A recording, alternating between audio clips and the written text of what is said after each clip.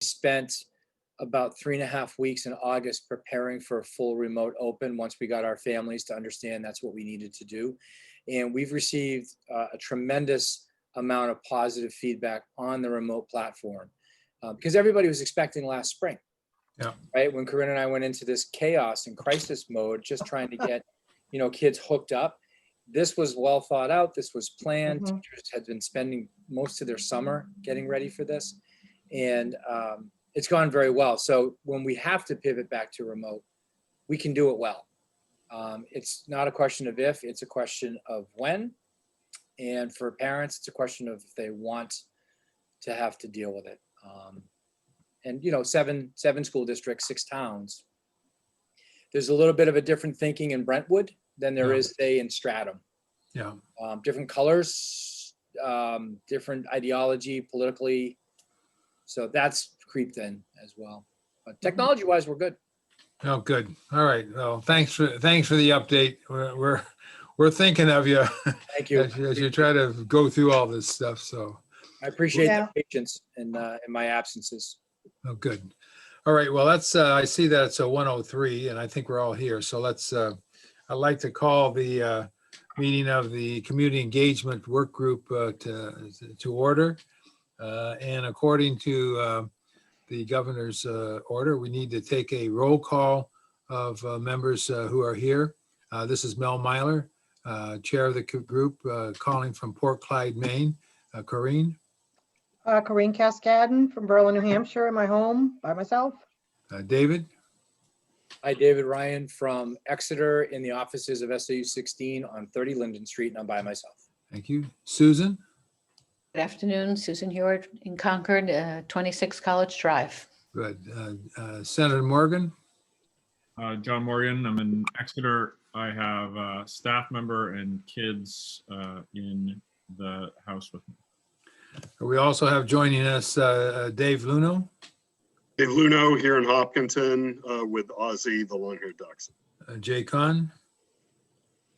Good afternoon in Keene, following a series of campaign-related things that need to get done. And anyway, my wife is elsewhere in the house. Mary Heath. Mary Heath here in Manchester, and my husband's in the other room. Dick Ames. Yeah, Dick Ames. I'm here in Jaffrey in my home office alone. And then we have those from the Carsey School. Carrie. Carrie Portree. I'm in Dover in my apartment by myself. Bruce. Yeah, Bruce Mallory here in Kittery Point at my house in my home office by myself. And Jordan. Jordan, are you there? Jordan Hensley. Yeah, sorry, I'm here. That's Jordan okay. Hensley here in Dover. My fiance is in the other room. Okay. Before we move forward, I want to introduce the folks from the Survey Center. Carrie, you want to make those introductions for us?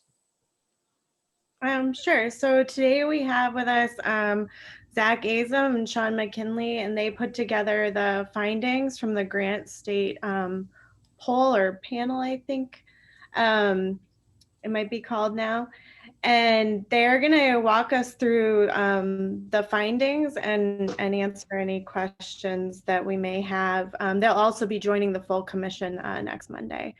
And I'll leave it to them to add on to their introductions. So Zach, you want to tell us where you are and what your situation is? Sure. My name is Zach Azam. I'm a research associate at the UNH Survey Center. I've been there since 2013.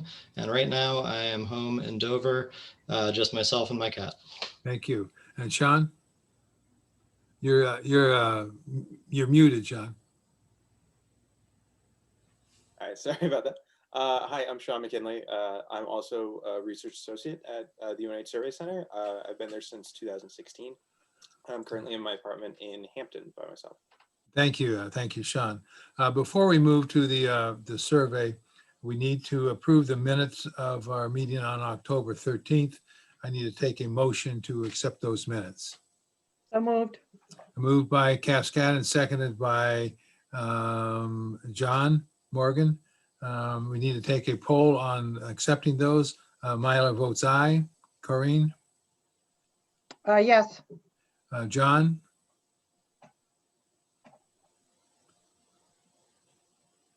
John, are you there? You're muted. Well, let's go to Susan. Yes. Okay. John. Sorry about that. Yes. Okay, yes, okay. David, you weren't at the last meeting, so you don't need to vote on this. That's passed. So we've got a number of things we need to do today. First of all, we also need to, at some point in time, look at the calendar. We'll come back to that after we go through the survey. We've got a number of things that are going on in the next several weeks that we need to review. So the big thing that we needed to do today was to review the essence of the survey. And I'm going to basically turn that over to Zach and to Sean to walk us through the survey as we look at not only the top line, but also the cross tabs that you guys did with a variety of different options that the people who responded. So why don't I just let you guys do that? And Zach, I think you have a screen sharing thing that you can place up on the screen, whichever you would like. I actually have that. Oh, you have that? Okay, Sean. So yeah, thanks, Melf. As he mentioned, we're just going to go through a few results of the survey. And if you have any questions at the end, of course, we'd be happy to answer them about the survey results themselves or about the poll that we did. It's, as Carrie mentioned, it's called the Granite State poll still. We currently, however, use the Granite State panel for the purposes of actually filling that out. So how does that work, Sean? You've got a panel of what, about 5,000 people? Yeah, so it's actually up to about 5,700 now. We're continuing to recruit. And it's people in New Hampshire that we've recruited through the phone and through text messages. So there are people who currently the main method we're using is text recruitment, where we text people an invitation to a survey and ask them afterwards if they'd like to join the panel. And one of the things that we really pride ourselves on with our panel is that unlike a lot of other people's panels, because it's becoming a very common technique for survey researchers, is that ours is a panel that has a representative members in it, that it's drawn from people that are part of a representative sample rather than just a random opt-in groups of people whoever might want to join a panel. So we have a lot more confidence that the people who are in our panel are representative of the state than a lot of other panels. So we're just randomly texting people in the state, but we're not allowing people, for instance, on like the internet, deciding they wanted to join, because then you're going to get people who want to join panels and people who are on those sites. So do you make a random selection from that panel to participate in a particular survey? Yes, with the last with the September survey, the one we included questions for you guys on, we sent it to about half the panel. So we got around 1,000 respondents. And then they choose whether or not they want to respond? Mm-hmm. Yes. Okay. All right. And we got, I think, around 38% of people responded for yours, which is about what we typically get. Okay. Thank you for that background. Sure. So go ahead and share my screen. Show you a bit of the report. Is that good for everybody? Yes. Okay. Good. So I'll take you through a little bit of just the key findings and take you to a few of the charts. Obviously, the report itself gets into a lot more detail, and you can look through that yourselves if you'd like, or like I said, if you have any specific questions about any of these things, I can answer it afterwards. One of the things that we mentioned that we asked people about is whether they're a parent or guardian of a K-12 student in New Hampshire. We found about 1 in 5 people said that they are. People who understandably are kind of middle-aged, people who describe themselves conservatives, Republicans, and people in the Lakes region or the Central, which is essentially Belknap County and the Concord region and thereabouts, and really just the Lakes region. They were more likely, slightly more likely, to be parents or guardians. And one of the things that we really wanted to get at, understandably so, is asking people what they thought people are spent, or how much they believe is spent in New Hampshire on education and where it comes from. And I'll take you briefly to the chart here. This is a question where we just ask people exactly how much do you think school districts in the state spend per student. And you can see here that people generally are pretty frequently underestimating the amount that's spent per student. The actual amount is around $19,000 per student, and both the mean and the median in people's responses were just under $10,000. So we're looking around $9,000, so a little less than half. So people are generally underestimating this, and there's a few outliers, as you can see around here. for the most part, the cluster is right around 10,000, right around there. That's lower than actuality. And like I said, you can get more into the report if you'd like. And the charts here show demographic groups that vary, that kind of differ meaningfully from the overall results. And if you wanted to see any individual group that you might want to see that isn't listed here, the ones that don't deviate a lot are hidden. You can always go to the very end with the tables. I'll just show you quickly that, like here, and in these tables in the section in Appendix A, you can see every question, the results by every single demographic that we included there. So there's where you can go if you want to find a lot more detail. But charts like the one here, charts like Figure 2B, these ones, like I said, they only show ones that the groups that deviate meaningfully from the mean. So ones that are kind of noticeable. And here you can see conservative radio listeners, people with high household incomes, Connecticut Valley residents, they tend to slightly more, estimate slightly more spending per student, but as you can see, it's still well below actuality. And people who are liberals, who have low household incomes, people who rent their homes, they tend to think that a little bit less is spent per student. We also asked about the percentage of public education costs that are funded by the state. Here, unlike, and again, a similar chart here, unlike the amount per student, respondents were actually pretty well on here. You can see the green line again is the actual correct amount. The median is a bit below and the mean is just a little bit higher. So you're seeing, again, there's a pretty fair spread here. So you're getting a good amount of people that are a fair amount higher, even if you're saying 100%. But it's averaging out pretty close to what is actually true, which is somewhat interesting. And down here, again, you can see the demographic chart. You can see the differences between the different groups and how they responded. So if I may, John, what you're saying is that although there may be a lack of understanding of the total cost for an education, there is an understanding of the cost that the state provides for schools.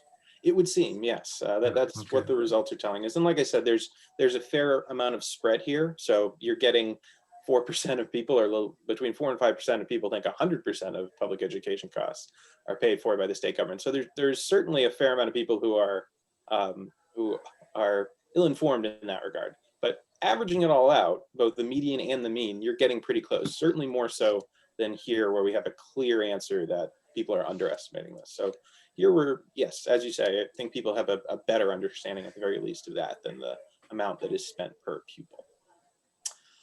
And then we asked people about increasing funding or decreasing it by the state government. So we're talking about how much should the state increase its funding to support local public education?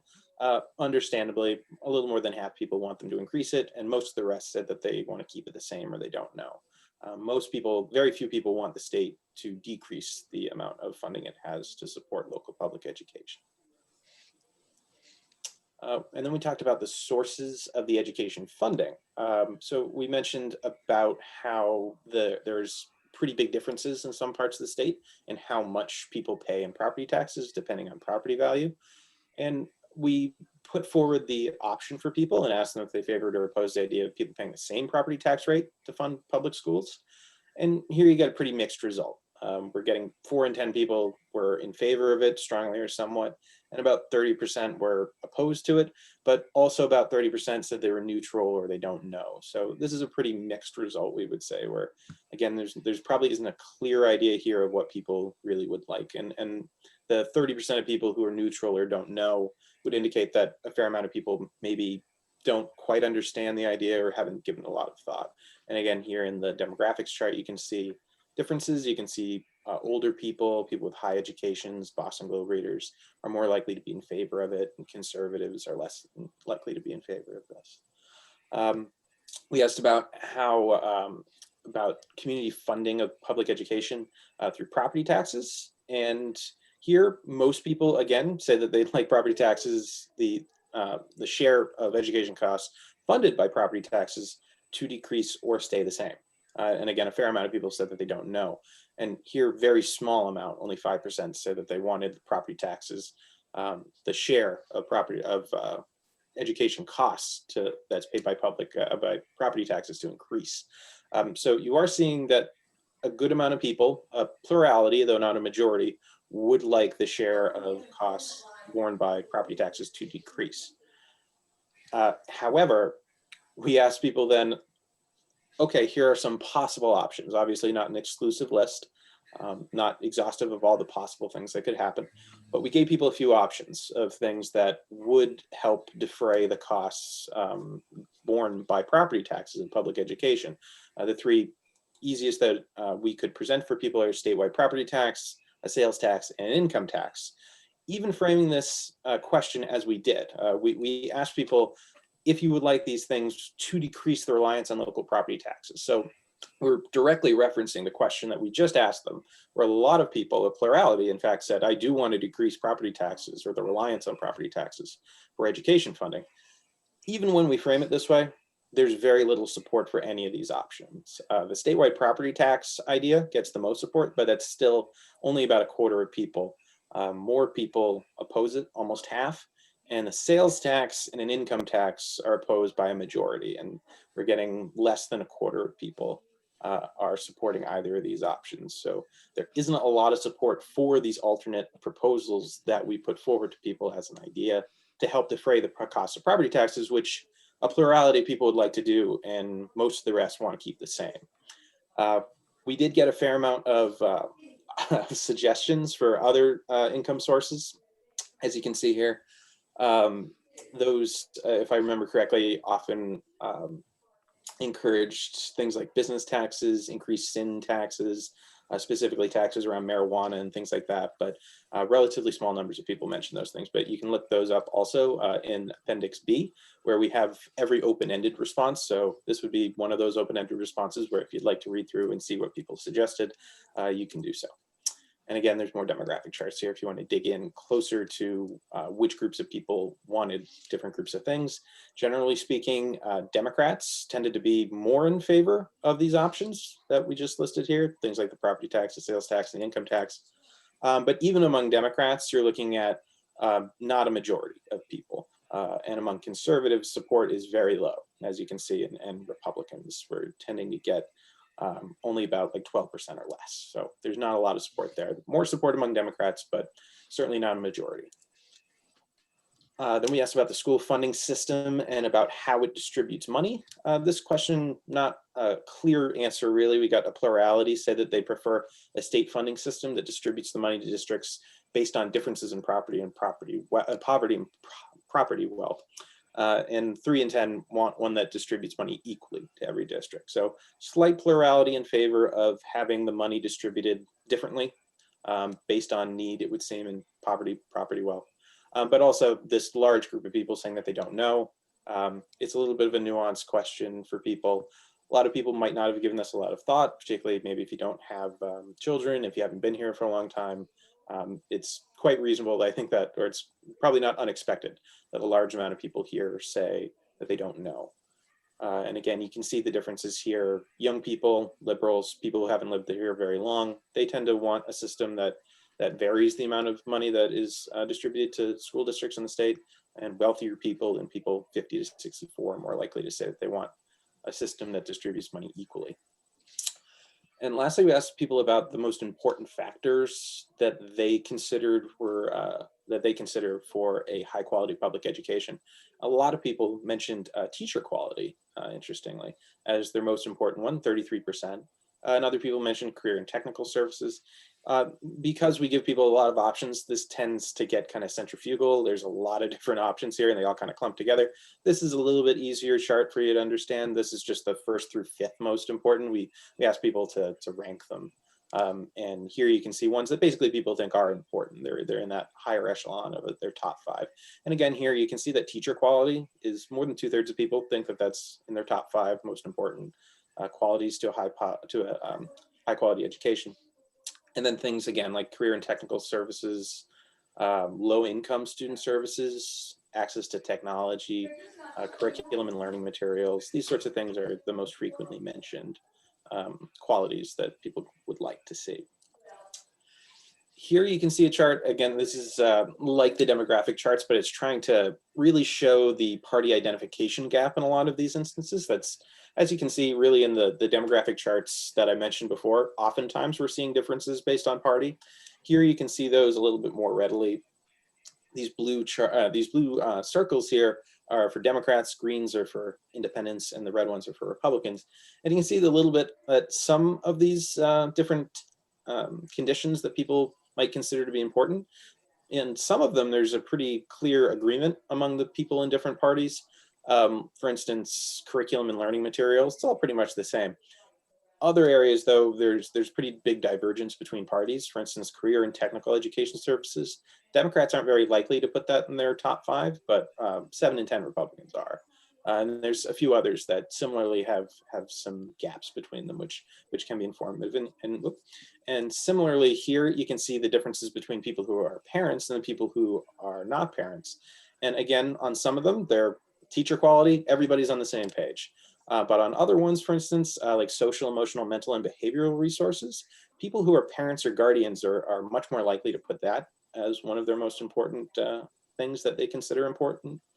And there are a few other ones, career and technical services again, but here they're a little bit more closely bunched together than by party.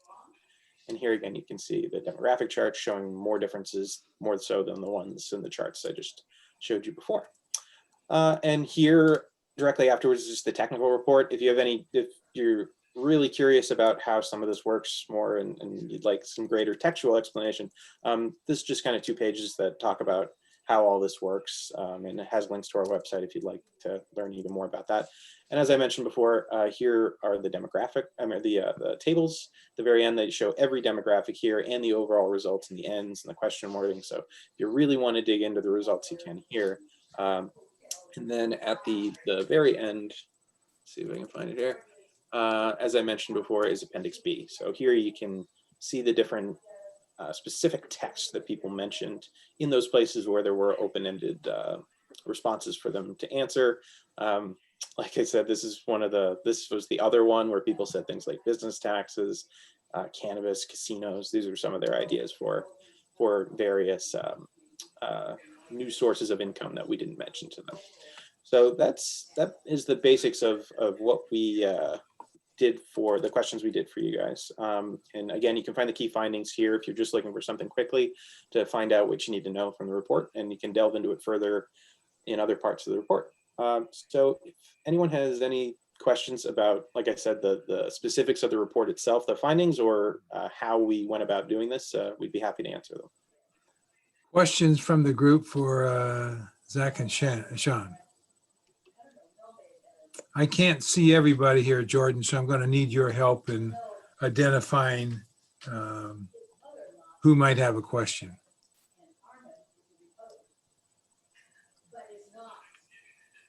I think, Jay, do you have a question? Yeah, I'll ask one. If you could get back to table 8A for a second.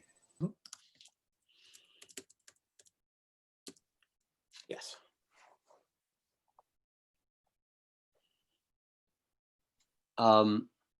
So, I would take away from this that nearly 3/4 of those that responded have an idea that, these 2 ideas that are other than don't know come out of our school funding study.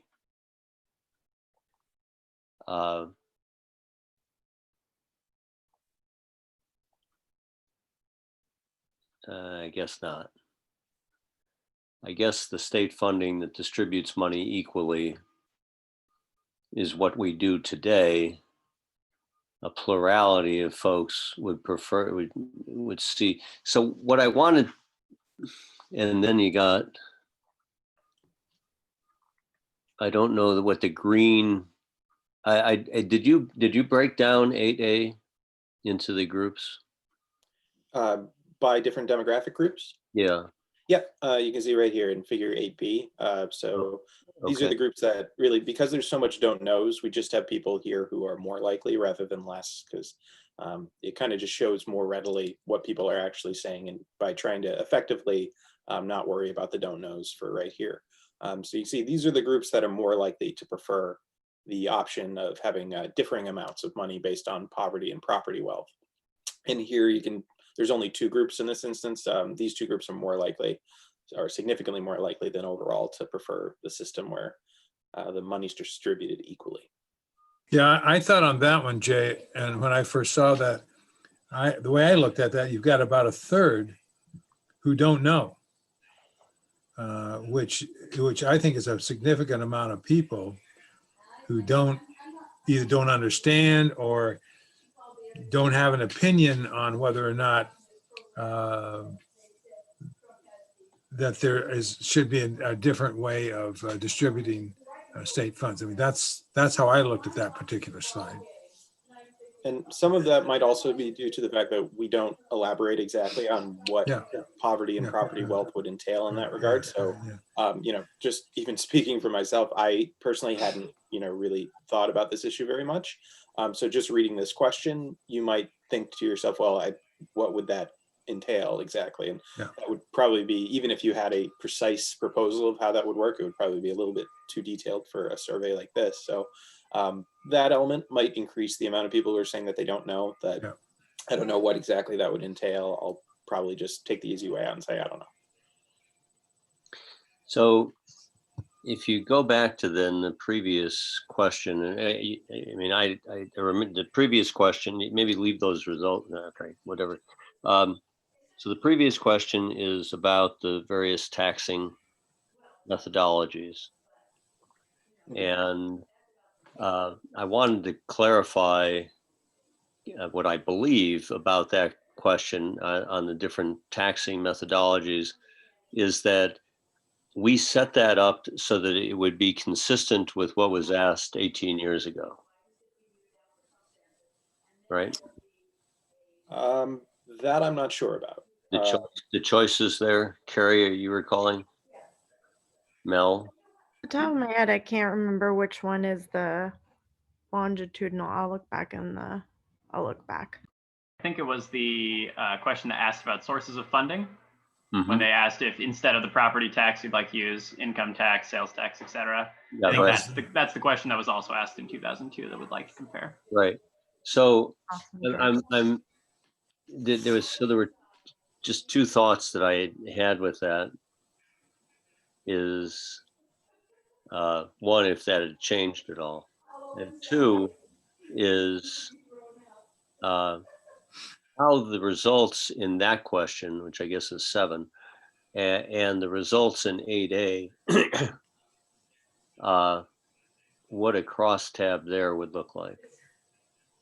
So back about 7 for a second. I think what's significant about it is we didn't test every taxing option, right? I mean, we didn't go to capital gains tax tested, and the reason we didn't is because we didn't have a benchmark for it. Right. And so I think, relative to explaining these results, Sean, not trying to, but when you get to the full commission, I think that might be a worthwhile note to pick up in the presentation.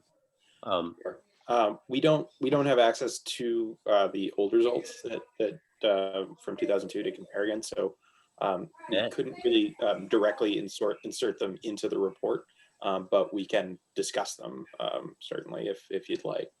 Well, it's just because we didn't change it. I think because it had been that question in the past, I think we at least ought to benchmark if there's any difference. Is my point. We can do that. We would need those results. I don't think we have them at the moment. So we would need to know what those are.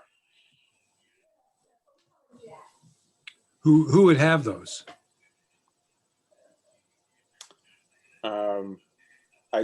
Did we do that survey? Yeah. Do we, Zach?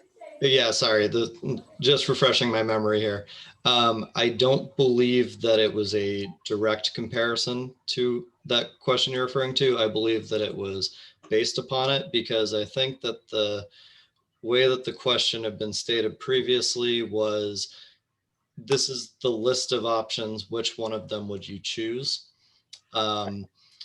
However, it kind of implies that you have to choose one, which I think was part of the problem with it. But we can go ahead and look back and make sure that we can, if there's any sort of comparisons we can make, we can do that. But I'm recalling what you're talking about, so we can look back and see what the results of that were. Great, thank you. That'd be good. Jay, anything further on this particular So question? I was just wondering if there was a crosstab between 7 and 8. We can do that. Just to see if people who prefer a certain type of tax have a preference towards how it's distributed. Okay. Other questions from the group of Zach or Sean? Yeah, Mel. Yeah, go ahead, David. So going back, I think one or two, what are we on, page 9 here? Yeah, yes. So I think going back to page 7, where you had the, I guess, how would you sort of characterize results where you know, I think we've got a fair, I mean, it's not a completely exhaustive series of questions or series of options, but it's certainly inclusive of an exhaustive one given alternatives. How would you characterize you know, results that certainly are weighted, and I can't strongly, what is it? What's the red? Strongly disagree? Strongly oppose. Strongly oppose, and then the more you know, slightly oppose, I guess. How do you characterize it when all the results come back like that? Well, like we mentioned in the key findings, I think the connection between this question and the previous one is instructive, that there's a plurality of people who would like to explore something to defray the costs of education and lessen the need to rely on property taxes. But at the very least, with the options given, there's really no appetite for any of these options to do so. It's not necessarily something that, I know that sounds inconsistent, but it's not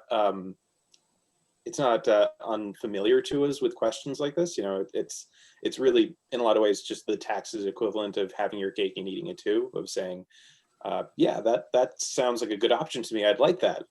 It would require this though. Oh, I don't want to do that. You know, like that's something that we're not unaccustomed to seeing. So Okay. I would say that's probably the best way to frame it, is that at the very least of these options, and like I said, we don't want to imply that this is necessarily an exhaustive list because we're not sure. But what we can say is, of the 3 options that we presented, most people are opposed to them, or at the very least, there's very little support for any of these options to do the thing that a plurality of people would like, indicated that they'd like to do in the previous question. Okay, thanks, Sean. Sure. Other questions from the group?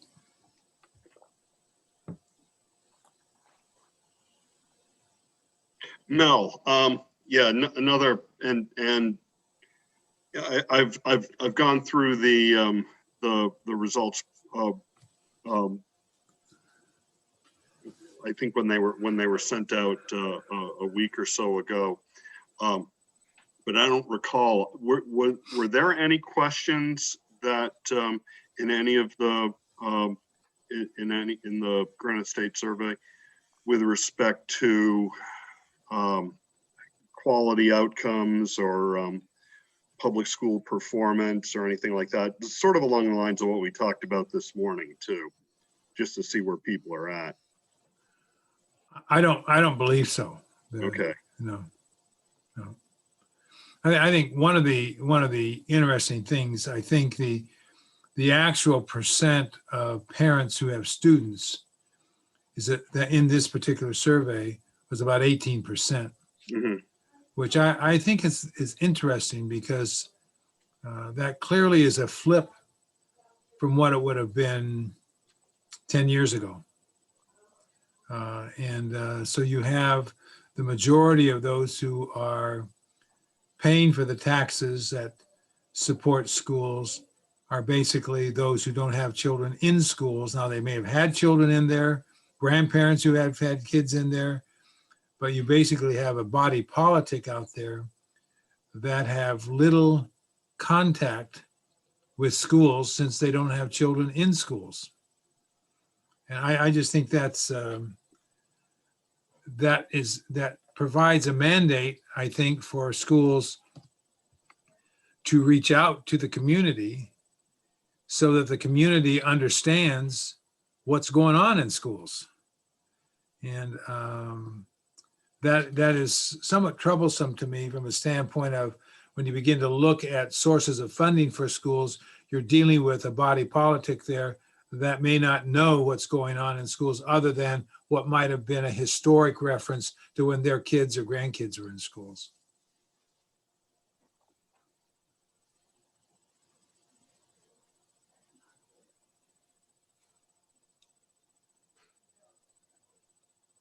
So that's a really important observation, Mel, and that's probably, I mean, it's you know, not smack dab where the school funding commission is, but I think that would be a good thing for us to take back and share with you know, school board association and others. So Well, and I think it's important, David, because you take that piece of data of the lack of knowledge of what's going on in schools, and then you combine with that the lack of understanding of how schools are funded,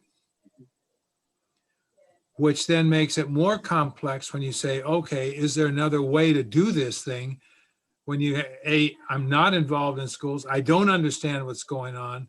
I mean, those are kind of hurdles to have to come over to get over before you can have a dialogue on what the alternatives might be. mm-hmm.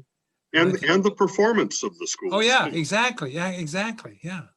So Mel, yeah. these numbers are reminiscent of numbers we shared last January when we first met. Yep. And one of the things that I did was quote Senator Morgan's dad, that within our community and representative of the whole across the Granite State, 80% of our population don't have kids in our schools. Yeah. And it's clear now that, you know, but even though this is a sample, statistically is quite representative. Absolutely mimics the demographic of our SAU. I would be interested in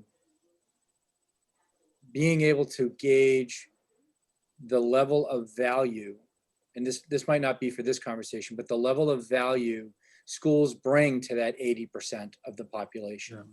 Yeah. So what is their perceived return on investment? What do they believe their taxes are going towards, and do they get value from that? I don't know how to measure that. I pose that to our survey experts. That is there anywhere in these data we're able to extract or extrapolate that? Well, I wouldn't say in the questions that we asked this go round.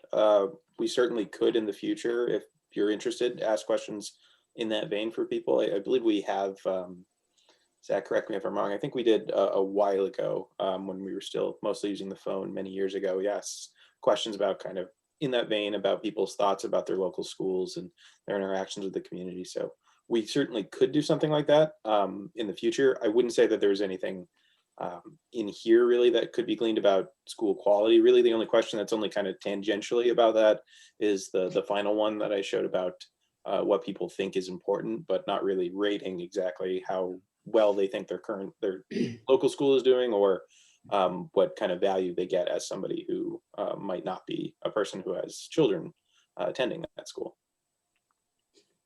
If I could jump in, one sort of point of comparison or reference point is another question that the Granite State poll asks every quarter. And that is, what do you think are the biggest problems that our state is facing right now?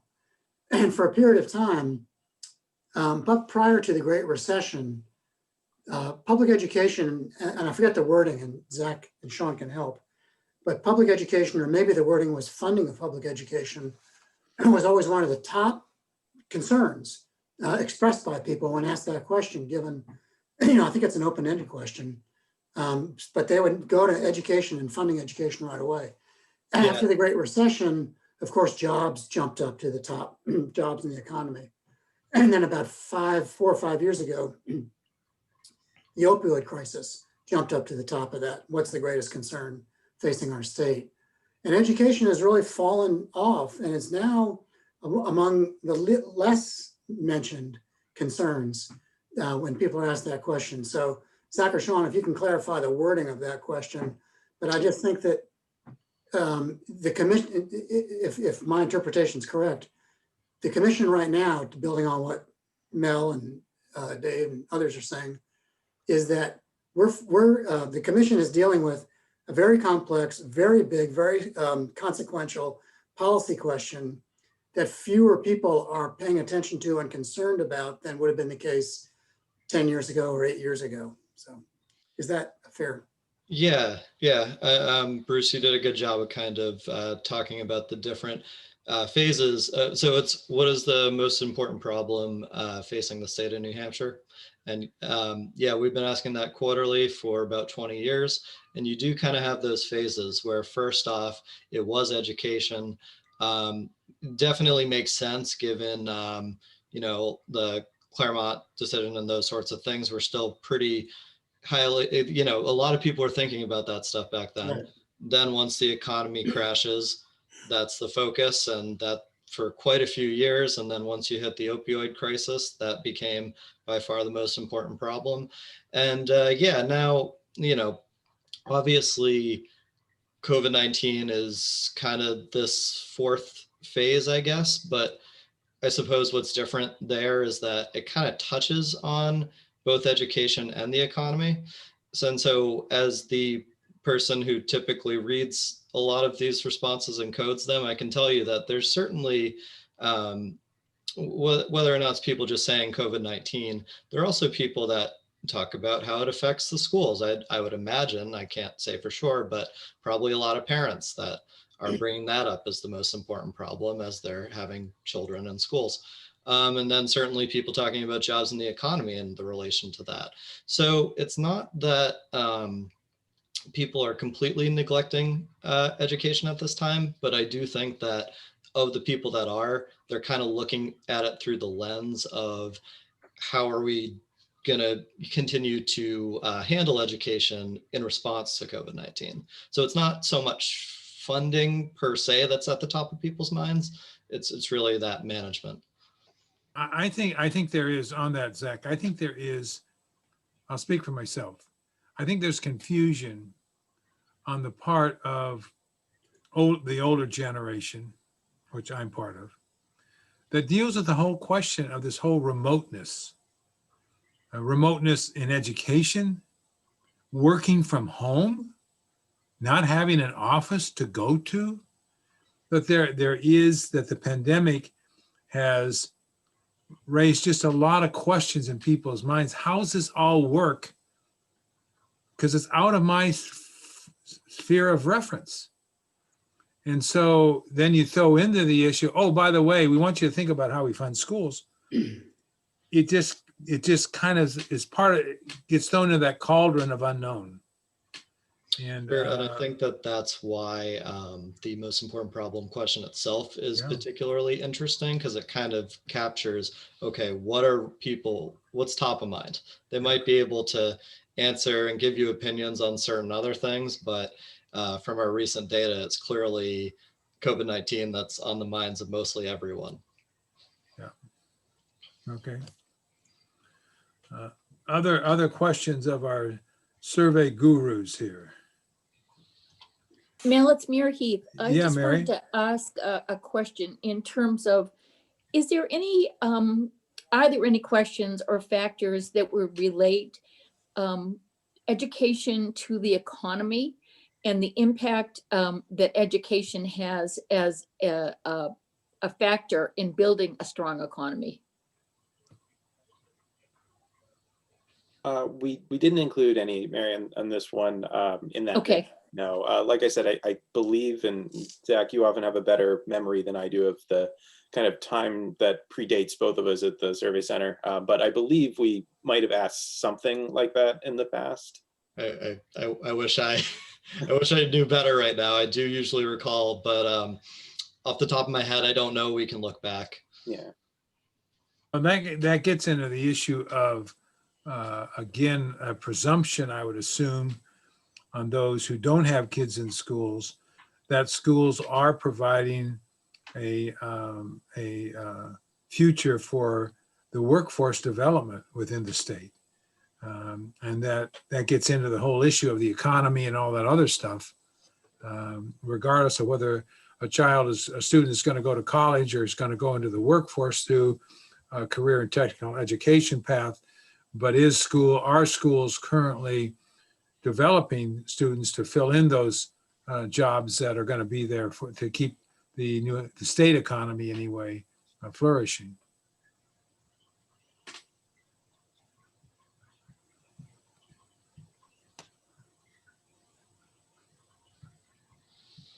Let's open up the and Zach, if you could, and Sean could stick around a little bit. Let's have the group talk about at least what we are seeing in this survey as we begin to look for the work that the commission has to do. What are some of the takeaways from the survey that we've, without having to go, into the appendixes, et cetera? What are some of the thoughts of the group? If you could, Sean, if you could put the group photos back up, that would be good. Sure. Thank you.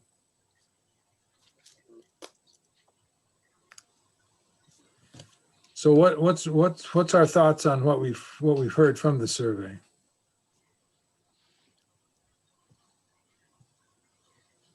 One for me is the obvious one. It's just the lack of understanding how this whole system works. And as we begin to move forward with the final report and the recommendations for policy consideration, is how we provide a more of an understanding of exactly what's at stake as we look at some of these policy recommendations. I will say that one of the things we talked about, and I was going to mention earlier for the work group, is we're planning on having a orientation for the new legislature on school funding and the work of the commission. And David is going to be speaking with the Speaker of the House to try to figure out where we can blend this into the orientation issues that will take place subsequent to the election in a couple of weeks. And so obviously the survey provides us a notice that we need to do this big time, particularly with them, but you've got the whole other body politic out there that's uninformed too. And I think what we found from the public engagement activities is there are local representatives and state level representatives that have joined in to listen and learn more as well. So it's another pointing to people's want for understanding the system more. Mel, I immediately zeroed in on the prevalence of inequitable distribution, which I know this commission identified as one of two primary issues that we were going to be dealing with. What struck me was the 62% of those wanting to keep local money local had salaries or at least household income of over 150,000. So those with wealth want to keep wealth within the community that they live. And my question to that was going to be, of the 38% who were not included with that, how many of them, or what was the percentage of that 38 that did not answer? So they were in the gray of the didn't know, because then that would tell me the smaller percentage of those with wealth of 150,000 or more are willing to distribute or be known as a donor town. Yeah. It's alive and well in New Hampshire. Yeah, It's an equitable distribution. That group, they had 13% of people said that they don't know. So 62 wanted it equally distributed, 24 wanted it varied based on poverty and property wealth, and 13 said don't know enough to say. Thank you. I wanted to- Oh, of that group. Yeah, of the people who had a 150. household income of 150,000 or more. Yeah. And conversely, people with very low incomes were almost reversed, where only 18% said they wanted money distributed equally, 58% wanted it distributed differently, and 24% said that they don't know. Sean, what's the? Wait, David, Susan and Corinne sorry wanted about to that, say that, yeah. yeah. Susan and then Corinne. Well, what strikes me is a problem for education, perhaps not for this commission, but such a small percentage of people having children. How is it that you persuade them of the absolute priority that needs to be given to education and how it affects their future if they haven't had, if they don't have children in their life at this point? Some of the other statistics that talk about CTE, people have repeatedly talked about workforce development. To me, it's not just the responsibility of CTE. Virtually all of us are going to work in some fashion or another. And I'm just really struck by the information in this survey and what it says about the, how is our state going to flourish if we get to a point where we're not willing to provide for the education of our young people. It's just pretty concerning. Yeah. And Corinne? A couple things. What I was thinking is there are a lot of people who don't understand the funding system for sure, and they don't pay attention to it. I mean, when the local taxpayer gets his bill, they don't like dissect to see how much the county is getting, the schools, the local. They lash out at the people who are making the decision on the tax rate or setting the tax rate, on the government levels, that they don't really care if it's, that's my impressions, that the county's going to get so much and, the state's going to get so much.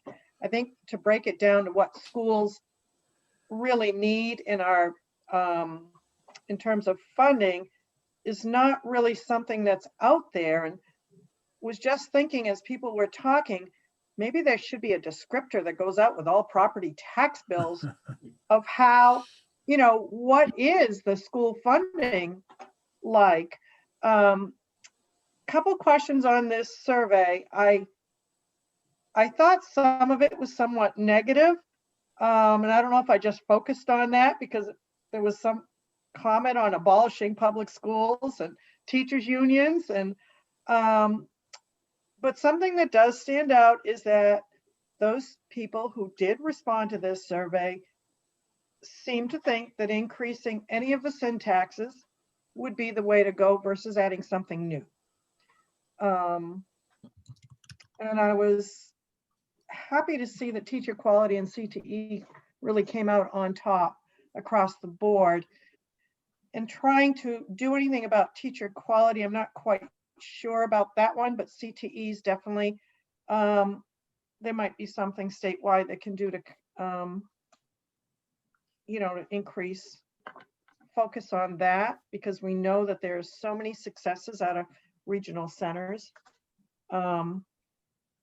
That's pretty much it. And I guess I wondered, how much, when we start making decisions as a commission, how much weight should we put on this particular survey? Should we take it with a grain of salt, or should we really consider, okay, we know that wealthy communities want to keep their money, understandably. And I think it did come out like, the distribution is an issue. Well, we know that, so I guess that's a good thing. I don't know, do you think we should place an awful lot of weight on this survey? On that point, Corinne, I think there's a wealth of information that we're gathering that this group needs to look at. Right. And I think our work group's responsibility is to say, okay, here are the themes that we're seeing, Mhm. and report those themes. And that's one of the items that we want to talk about a little bit later in the agenda, Okay. is how do we begin to look at those themes, gather those themes together, and then basically say, okay, based upon all the input we've had, all the focus groups we've had, this survey, here are the themes that we're seeing, commission, and lay that out for the commission. And then the commission has to say, okay, we've got a lot of data here, you know, Yep. and we need to then, what are the screens from that data that we need to look at as we move forward with the various policies? So I think this group provides a look beyond the commission and the respective biases that we all bring to the commission's table to say, here's what we have found out there, and lay it out there, and then whatever perceptual screens we want to use as a group, Yep. make the decision. I hope that Yeah. kind of answers your question, David. Yeah, thanks. Okay. David, you had a comment, and then Jay? Yeah, thanks, Mel. So going back to actually page 9, and I'm looking at it on my copy of the poll. It asks about what New Hampshire should have for a school funding system, and then the responses were with respect to a state funding system that distributes money to districts based on differences in poverty and property wealth, or a state funding system that distributes money equally to every school district. And I guess I was wondering, and I just sort of searched on state funding system where it was used in the report, and to see if that was defined as state dollars or something else. And I was wondering if you could comment on that, Mel. Say, you want me to comment on that, or Well, or you know, Sean or Zach? Sean or Zach. I'm not quite sure what you're asking, but this is you can see in the figure 8 headline, the exact wording that we used. Yeah. We can give people additional context. What we were trying to get out there is basically just make it clear that this is what we're talking about for the state. And this is kind of a either or question that we sometimes use when we're trying to give people two different options and try to make them pick between them. It's like which comes closest. Obviously, people can have a variance of opinion in here, and like I mentioned, when we aren't describing exactly what the differences in poverty and property wealth, how that would exactly what that would entail. There's a greater likelihood of people to say don't know, but what we're trying to do with this is say these are two options, which is the closest which comes closest to your opinion. And prefacing it with the state funding system, I think made it pretty clear that that's what we're talking about. And we mentioned that in both options. Mm-hmm. But I think, among that 28% of people saying they don't know isn't all that surprising. I think just because it's, as we've discussed, it's talking about a funding system where a lot of people don't have a direct stake in the system apart from their tax dollars. So a lot of people might not have given it very much thought, or might just be ambivalent on the question, which is certainly the case with any question really we ask about people. It's just really a matter of how many people feel that way. Okay. All right. Thanks. Yeah. Jay, you had a question?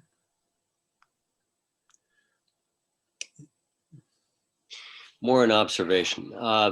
The observation is I found the 18 to 34-year-old responses significant. Yeah. And I think relative to this work group's report, that's something to highlight. Meaning it was much more, it's much more aware of the funding. It was it favored the property tax. In any case, I think going through this survey for that age group. Why that age group? Because retaining that age group in New Hampshire as lifetime contributors to our state is really key for the evolution of New Hampshire. If we continue to attract only people who have some vague background of New Hampshire from other states when they're 34 to 54 or 35 to 54, we are not going to have the kind of culture that this state has known over its 250 years history. All right, I don't need to go on. You get the sense. I mean, this is about the workforce. It's about our culture. There are a lot of things that to take from that, how that age group is defining its perceptions of our public school system. And on that note, Jay, one of the things that we have found as we've dealt with student perspective on this thing is a much more immediate need than perhaps older folks. That they see the disparities and the inequity of those schools that have it and those who don't in a much more immediate sense than perhaps even their parents do. And I'm just underscoring your comment as it relates to more current knowledge of exactly what's going on in schools as far as that disparity goes. And I think like something that came up in a youth focus group was a comment from high school and college students about being prepared with, this goes back to kind of the things that people are most concerned about in terms of teacher quality, materials, curricula, access to a variety of classes, technology. I don't know if I said that already, is that students really want to feel prepared for the jobs that will be available to them as they move forth, you know, as they complete their education or they choose their next steps. And so that is something that came up in one of the focus groups. We'll have a summary of that next time we meet. And one of the groups was saying that they first of all highly valued their teachers, from a standpoint of giving them a sense of belonging, a sense of future. But they also said, we need more teachers, because if we have more teachers, we have more options. Right now, we've got limited options because we don't have enough teachers to cover the particular subjects that we would like to have in our particular school. And so I think that just underscores some of the stuff that the data that we just reviewed about the quality of teachers is so important to these kids, and they recognize it readily. Mel, if I may, I actually have some answers to a couple of the questions that were asked earlier. Okay. Specifically about the earlier question about if we had asked before about funding methods for education. And we did, in fact, in 2002, but as Zach was recalling correctly, we asked in that instance with only asking people to give us one response rather than asking them if they would oppose or support each one. And I'm not sure the results would be too helpful because of that. So we only allowed them to answer one of them. We don't really know if they would favor other ones. And as Zach mentioned, we did not offer them we recorded if they said that the current method was okay, but we didn't actually read that as an option for them, which would kind of seem like an issue. This was on the phone when we have options sometimes where if they mention something that we didn't give them as an option, we still record it. But for instance, only 5 people out of 625 said that the current method of funding was okay in 2002. A plurality said that they wanted legalized gambling as the way to change things. And a large amount also said they wanted a constitutional amendment. So these are things that probably aren't too helpful because the income tax and sales tax, like I said, they're mutually exclusive from one another. And getting to the question about things that we might have asked before about the quality of education. We did in 2012 ask some questions about how satisfied people were with the quality of schools in the country and also in their local area. And we have also asked some more broad questions about the importance of education, but at the collegiate level. But if you were interested in doing that at the state level, I mean, at the primary and secondary school level, we could certainly kind of adapt to those questions. Though those are also rather old because we asked them in 2003. Any other questions regarding this? So Bruce, you and Carrie then going to be all set to present this to the commission next Monday? I'm sure Carrie will be. Yeah. Sean and Zach are going to join us again and Yeah, good. provide the presentation. They are. I think Sean and Zach, you've got some idea of the questions that we've been asking, and I'm sure that those are going to be some of the same questions that some of the commission members are going to have. So if you could take those questions and kind of be prepared to deal with those, that would be helpful. All right, so do we need Zach and Sean? I mean, their time is valuable. Any other questions for them? Thank you guys for being here. We look forward to seeing you next Monday. Thanks for having us. Thank you for doing that. So I think, as I said earlier, I think our task is to take this data along with some of the other data, and we do have more opportunities here in the next couple of weeks where we're going to get focus groups and get more input. Carrie, can you put up on the screen the crosswalk that we need to look at and have the committee really begin to focus on for us? So what Carrie and Jordan have been doing is that they have been gathering. This is our schedule for the next several weeks.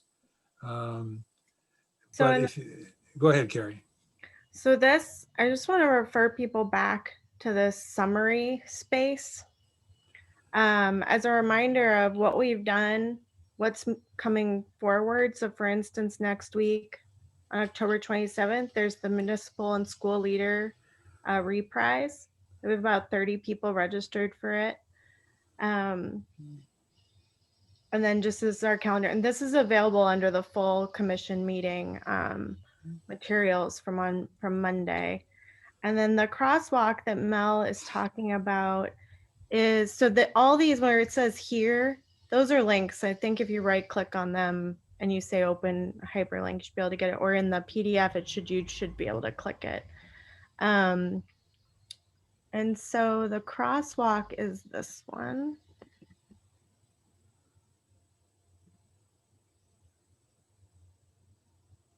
And so this goes to a link in the school funding materials on the school funding website from September. I was updated on September 24th, so I have an updated version of this with more of the activities. But as of right now, this serves as a space where we've been collecting. Now these are not there's reduction that needs to be done here. But what it shows are some of the key points, themes that came out of, these 4 activities. I'll be adding more. And then I've asked some prompting questions at the top. Like Mel said, I don't think that window's being shared. No, it's not.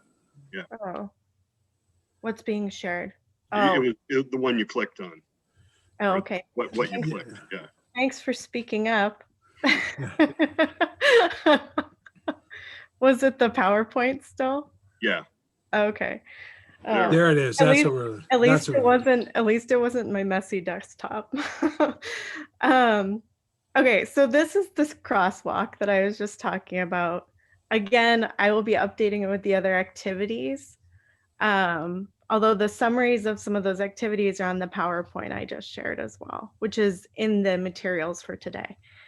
So as Mel talked about, we need to do another series of reductions here and to kind of get to the point, like, what are the major themes? What are some key points that stand out across activities that are unique to certain groups? What are, this idea that there does need to be some clarity around how school funding works for the public. So, and then maybe what's future outreach that needs to occur. We've done a certain number of public engagement. We've been able to access a certain number of people, but this isn't an end. We know others in the state are also doing public engagement. So this kind of builds on that. So there's a lot here. This is 11 by 17 document, just in terms of printing. And then at the bottom, I put the commission's charge, Right. just to remind us of that.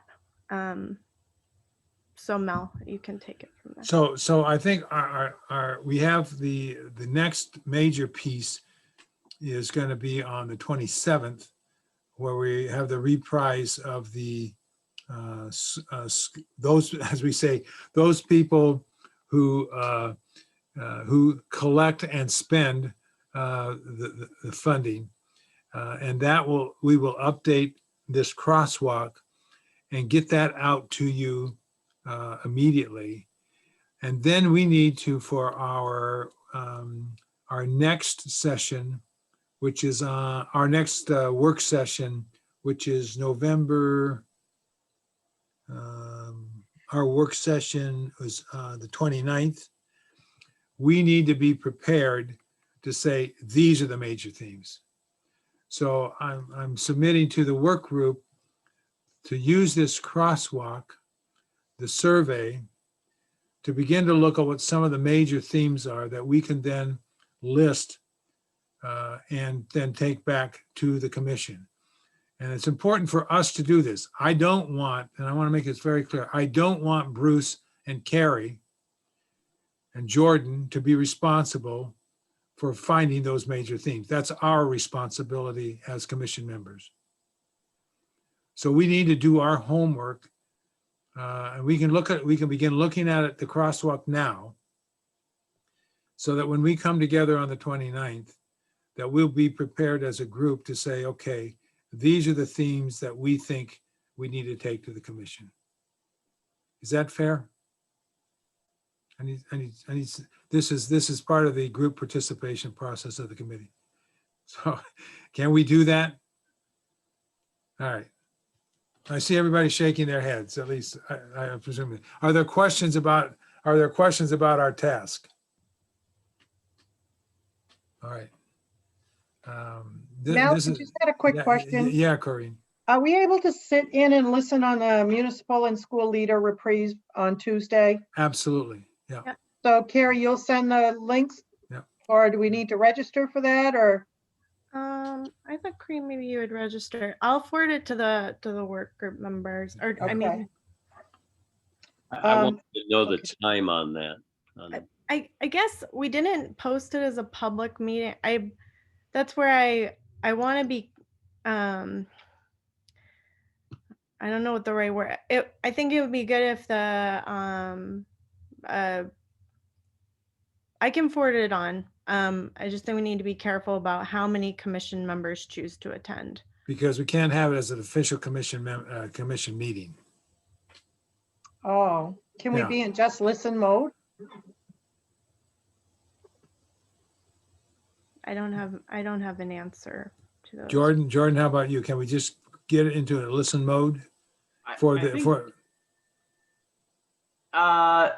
I think we're doing this as a meeting. So, I mean, we can definitely have people in there with their mics and videos off.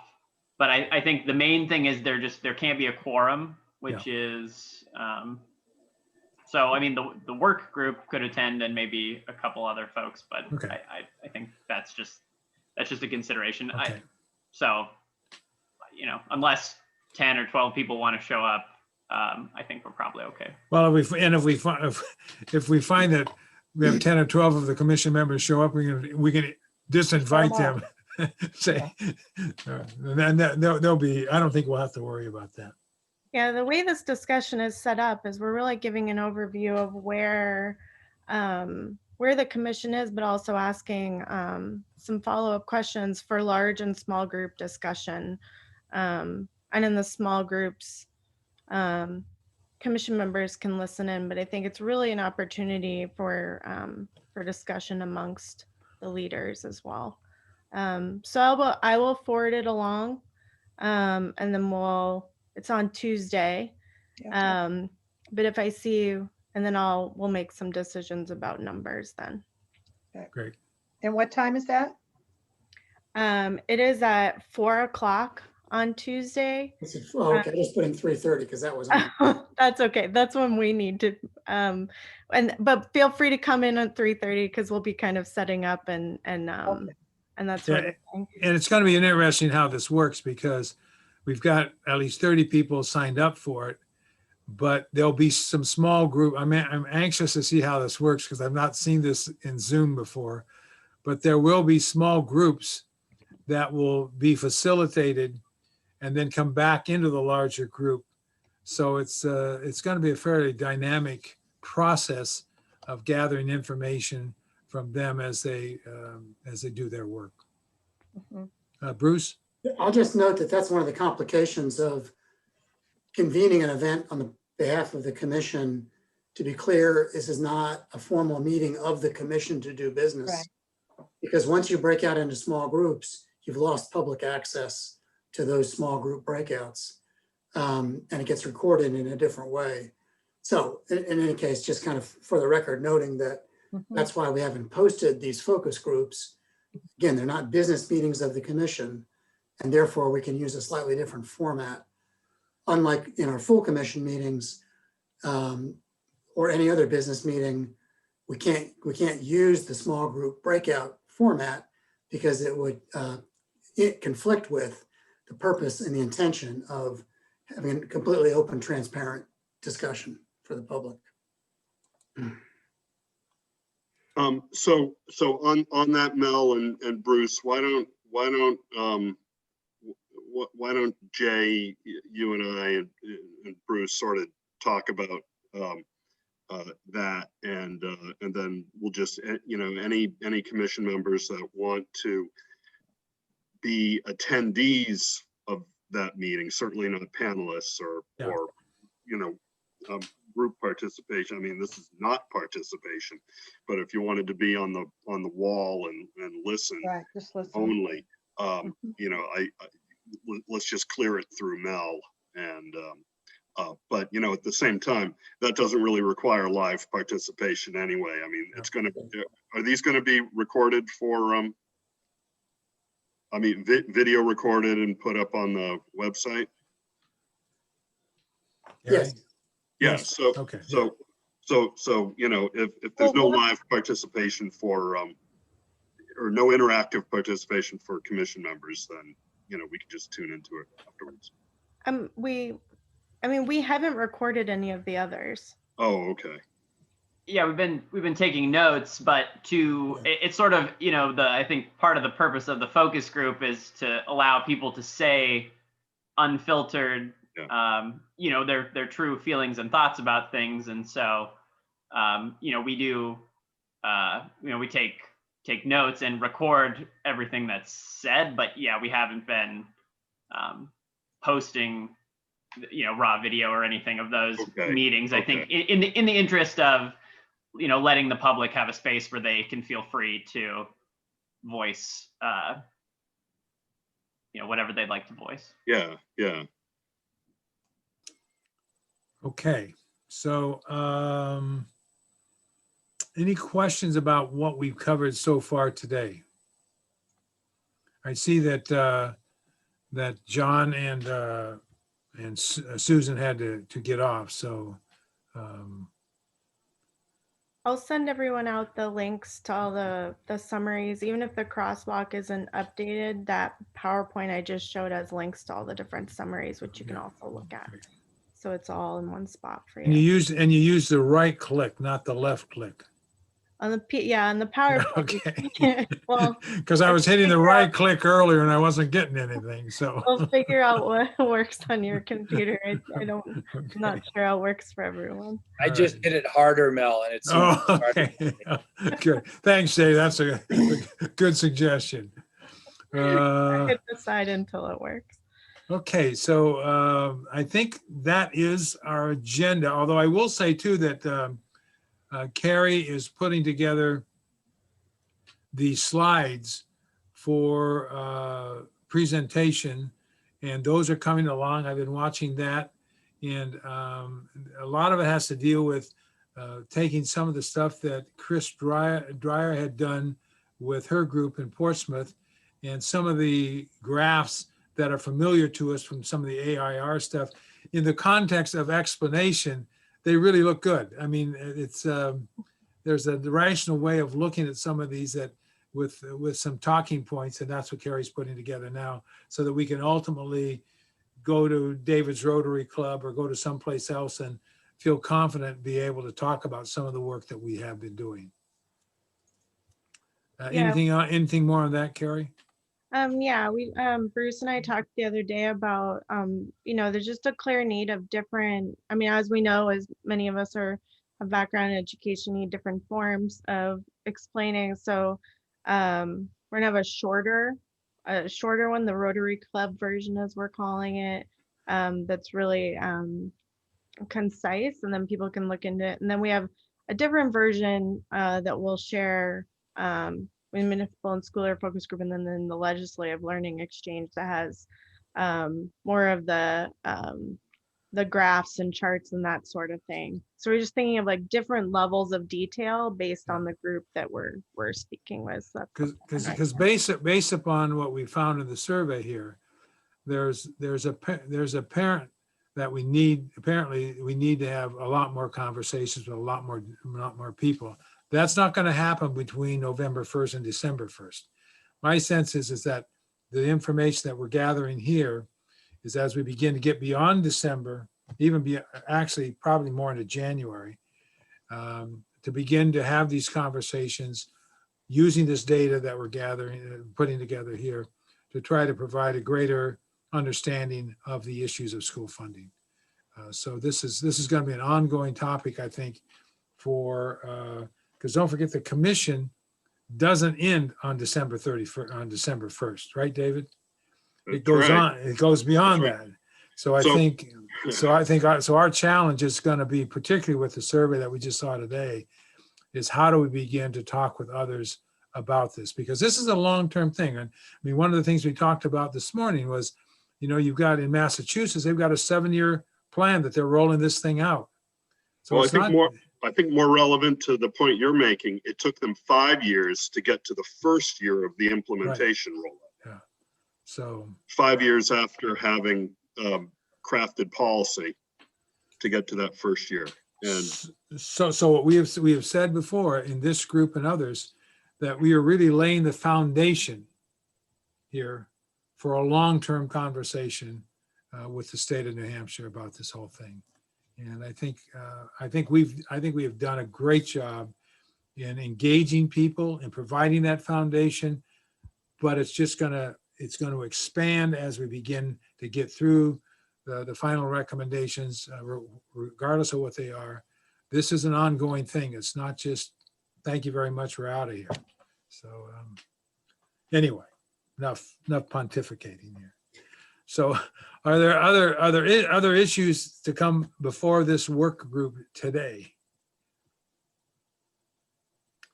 Appearing not to, we can then yes, Corinne.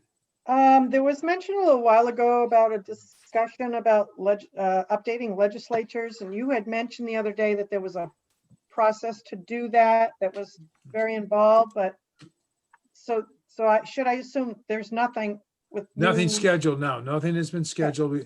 David has to talk to the speaker about how I knew there was a process. How we have to incorporate this into the orientation for new yeah. And I think it'll be useful to have that Rotary slide deck. I do too, yeah. Help with that. Yeah. Okay, definitely. Thanks. Anything else? All right. David, we're with you all the way, buddy. Yep, we're cheering. Thanks, You got everybody. it. Okay, take care, guys. Okay, See you thanks. soon. Thanks, Yeah, guys. bye. Bye. Take care.